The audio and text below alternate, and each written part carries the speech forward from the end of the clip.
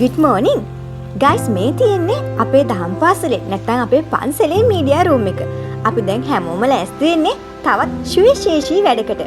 මගේ ගිම්බල් එකේ බැටරි බැස්සනේ. අද තමයි ඓතිහාසික ඔල්ලපොඩුව රාජමහා විහාරයේ පළමු පරිවාර පෙරහැරේ ආරම්භක දවස. එන්න මාත් එක්ක අපි බලමු කොහොමද මේ පරිවාර පෙරහැරේ වැඩ කටයුතු සිද්ධ වෙන්නේ කියලා. යන්න.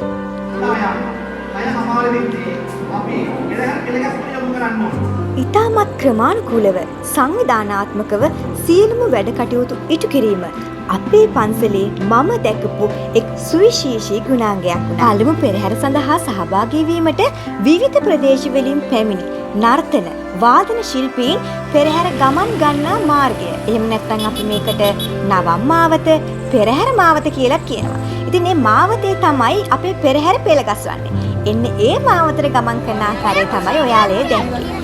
අපේ දහම් පාසල ශ්‍රී සුමංගල දහම් පාසලේ ශිෂ්‍ය ශිෂ්‍යාවන් ඒ වගේම ආසන්න පාසල්වල ශිෂ්‍ය ශිෂ්‍යාවන්ද මෙවර පෙරහැරට දායකත්වය ලබා දීමට අපත් සමග අත්වැල් බැඳගෙන තිබුණා. හවස 6:00 පමණ තමයි අපි පෙරහැර පෙළ ගැස්වීමේ කටයුතු ආරම්භ කළේ.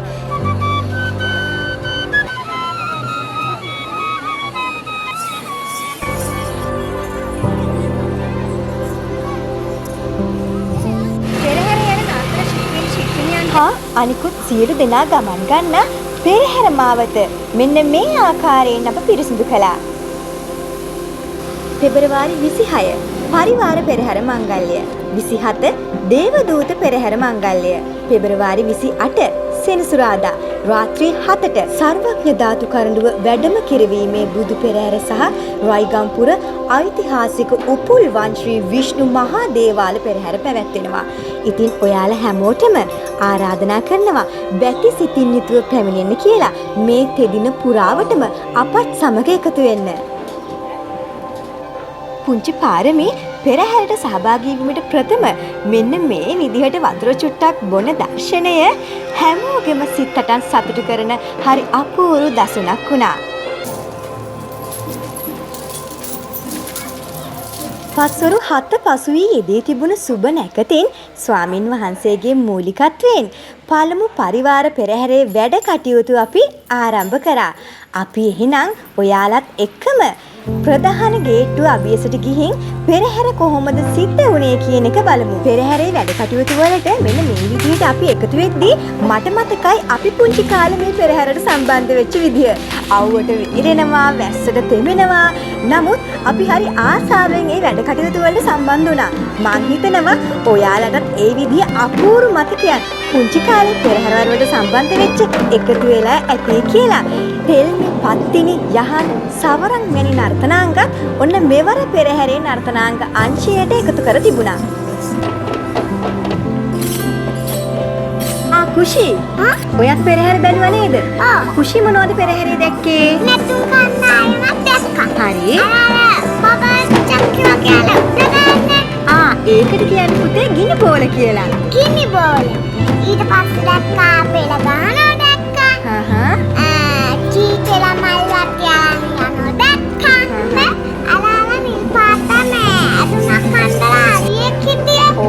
ඒ අලියා මේ පෙළ ගහනකොට නටනවා මාත් නැතුව. පෙරහැරේ? පෙන්නන්න බෑ. දැන් ඉතින් පෙන්නන්න බෑ. අපි පෙරහැර ඉවරනේ. මෙහෙම කරමු. අදත් තව පෙරහැරක් තියෙනවනේ. අපි අද පෙරහැරක් බලන්න යමු. පුරා පැය දෙකකට ආසන්න කාලයක් සම්පූර්ණ පෙරහැර පැවතුණා. ඉතින් පෙරහැර බලන්න එක එක ප්‍රදේශවලින් සෙනඟ ගොඩාක් ඇවිල්ලින්දියා. විශාල ජනකායක් පැමිණ සිටියා. පෙරහැර ඉවරුණාට ඔන්න අපේ රාජකාරී නම් ඉවරුන්නේ නැහැ. මම මේ ගොඩක් කෙටියෙන් තමයි ඔයාලට පෙරහැරේ තොරතුරු අරගෙන ආවේ. ඔයාලා අද එන්නකෝ බලන්න හොඳ. පෙරහැර සඳහා සම්බන්ධ වුණු සියලුම දෙනාගේ විඩාව මදකට සංසිඳවන්න ඔන්න ඉතාමත් රසවත් සංග්‍රහයක් පන්සලෙන් සෝදානම් කර තිබුණා. පෙරහැර අවසන් කරනකොට එතෙන්ට එකතු වෙන පිරිස වැඩිනේ. ඒක නිසා එතන සංවිධානය කරන එකත් හරිම අමාරු කාර්යයක් වුණා. නමුත් හරිම ක්‍රමානුකූල පිළිවෙලකට සියලුම වැඩ කටයුතු නිමා කරගන්න හැකියාව ඊයේ දිනේදී අපිට ලැබුණා. පාරමී ඇත්පැටව පන්සලට ආවට පස්සේ මෙන්න මේ විදිහට තමයි එයාගේ ඇඳුම් ගලවලා අයින් කරේ. නල්ල කසා ගන්න ලොකු උමනාවක් අපේ පාරමීට තිබුණා.